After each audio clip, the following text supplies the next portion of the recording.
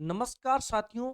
जो बच्चा 2026 में सरकारी नौकरी लगना चाहता है, वो बच्चा एक बार ये वीडियो जरूर देखें।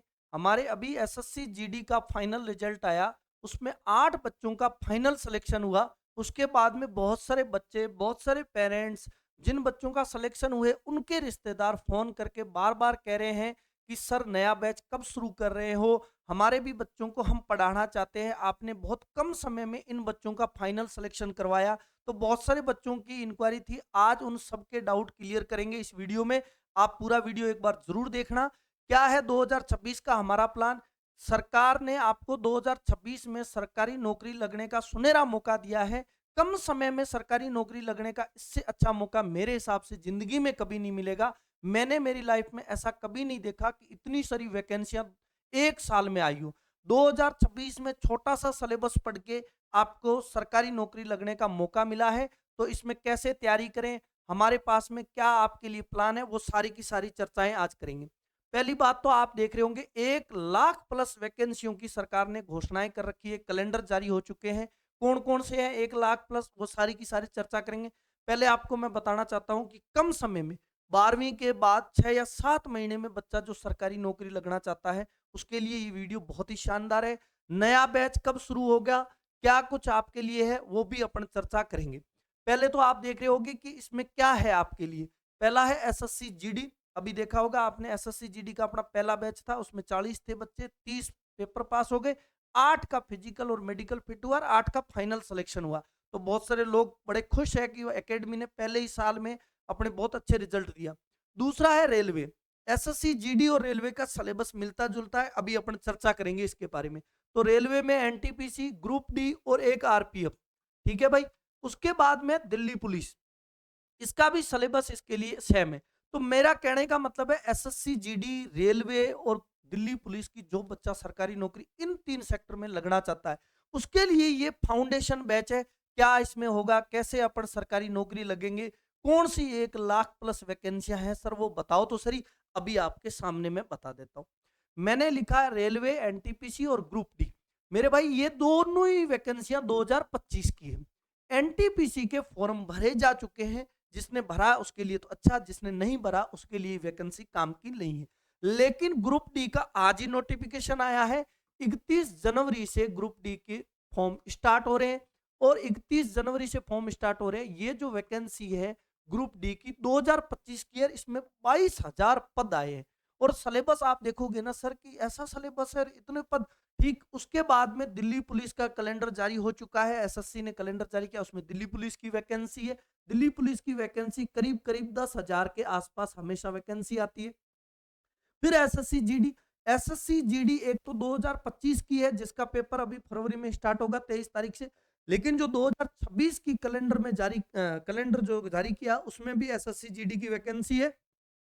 और एसएससी जीडी की वैकेंसी आप मान के चलो कि 30,000 से कम कभी आती नहीं है। उसके बाद में 2026 में फिर आपने जो रेलवे ने कैलेंडर जारी किया, उसमें एनटीपीसी की वैकेंसी है, ग्रुप डी की वैकेंसी है और एक आरपीएफ की ओर है, जो लिखना हम भूल गए। तो कुल मिला के ये देख लो, ये 15,000 तो एनटीपीसी मान के चलो, हमेशा 15,000 के आसपास आती है। ग्रुप डी की 22,000 आई है, तो इस बार भी अपन मान के चलें भाई ये 25,000 से कम नहीं होने वाली। आरपीएफ भी 10,000 से कम नहीं होने वाली। तो आप ये देख सकते हो भाई, 50,000 तो रेलवे के 2026 में पद है। फिर 30,000 एसएससी जीडी के, 50 और 30 कितने हुए 80।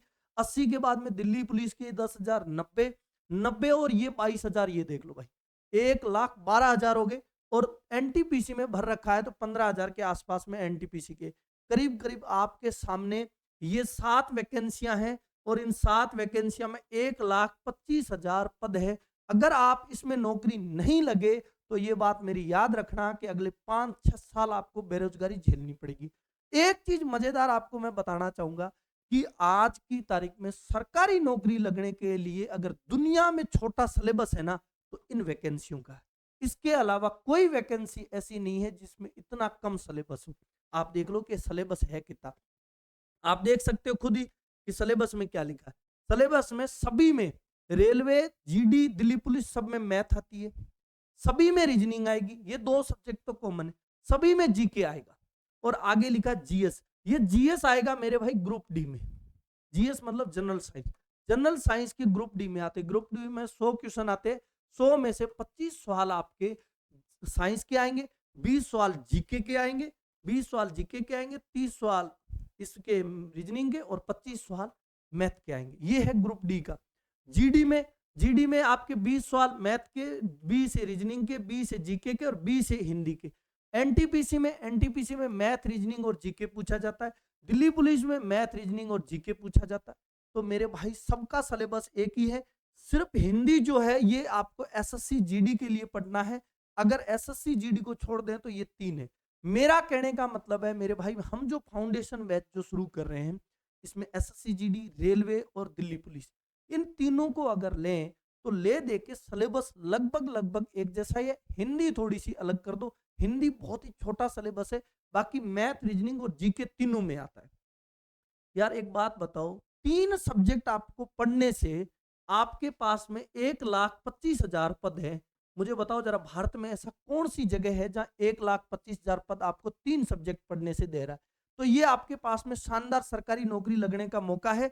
हम आपके लिए एक फाउंडेशन बैच, फाउंडेशन मतलब सिर्फ इन तीनों को समर्पित होगा। एसएससी जीडी, रेलवे के बच्चे होंगे और दिल्ली पुलिस। मेरा टारगेट ये नहीं है कि एसएससी जीडी या दिल्ली पुलिस या रेलवे, मेरा टारगेट है कि इन तीनों में से जो बच्चा जिस योग्यता का है उसको अपनी जगह पे पहुंचाना। जो बच्चा एसएससी जीडी में इंटरेस्टेड है वो एसएससी जीडी में जाएगा, रेलवे में इंटरेस्टेड है वो रेलवे में जाएगा और दिल्ली पुलिस में इंटरेस्टेड है वो दिल्ली पुलिस में जाएगा। लेकिन मेरे भाई तीनों का सिलेबस एक जैसा है, फाउंडेशन बैच है, सिर्फ यही बच्चे उसमें बैठेंगे। और फाउंडेशन बैच आपका शुरू हो रहा है 2 फरवरी को।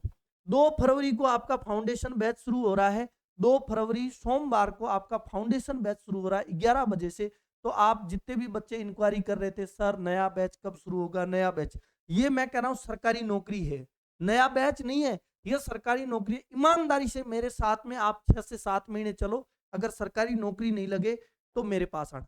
सर करना क्या पड़ेगा? आपने तो इतनी बातें बताई, तो हम सरकारी नौकरी लगी गई, 1,25,000 पद, इतना सा सिलेबस, बस ये 3-4 काम आपको करने पड़ेंगे।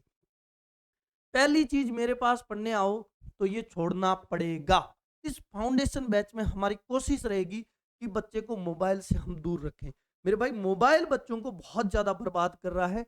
मोबाइल के क्या नुकसान है आपको पता है, हम बताएंगे अच्छे से। इससे अपने को मोह छोड़ना पड़ेगा, इसकी जगह अपने को लैपटॉप लेना पड़ेगा। ठीक है सर ले लेंगे, कोई बात नहीं। दूसरा काम बताओ, दूसरा काम होता है भाई रेगुलर क्लास आना पड़ेगा आपको। कोचिंग आए बिना काम नहीं चलेगा, आपको ऑफलाइन पढ़ना पड़ेगा। ऑनलाइन और ऑफलाइन में फर्क है। ऑनलाइन में बच्चा वीडियो देखता रहता है, खुद कुछ भी नहीं करता, मास्टर वो सवाल उड़ा रहा है जैसे भी आए, तुमको कुछ नहीं करना, ये मात्र 1 सेकंड में सवाल का उत्तर है। नहीं भाई ऐसे काम नहीं चलेगा। वो मास्टर है, वो जुमलेबाजी बना रहा है, तुम्हें नहीं बनना है, तुम्हें काम करना पड़ेगा। तुम्हें नौकरी लगना है ना, तो तुम्हें मेहनत करनी पड़ेगी। तो रेगुलर क्लास में आना पड़ेगा। तीसरा है रेगुलर टेस्ट। टेस्ट कैसे होते हैं अपने? टेस्ट भाई टॉपिक वाइज होते हैं। पहले जैसे ही टॉपिक पूरा हुआ उसका टेस्ट। दूसरा आपको हर संडे को टेस्ट मिलेगा। तीसरा आपको सिलेबस पूरे का टेस्ट, जैसे 2 महीने तक तो हर संडे को टेस्ट होगा, जितना पढ़ाया उसी में से। उसके बाद में जितना सिलेबस है ना, उस पूरे के पूरे का टेस्ट होगा। तो मेरे भाई ये आपके पास में सरकारी नौकरी लगने का बहुत ही शानदार मौका है। अगर ये आपके हाथ से निकल गया तो मुझे लगता है अगले 4-5 साल आप बहुत ज्यादा पछताओगे। अपने तो आपको पता है, मेरे हिसाब से तैयारी करो, समर्पित भाव से तैयारी करना। आपके पास में 2026 में मैं लिख के देता हूं कि सरकारी नौकरी आपके हाथ में होगी।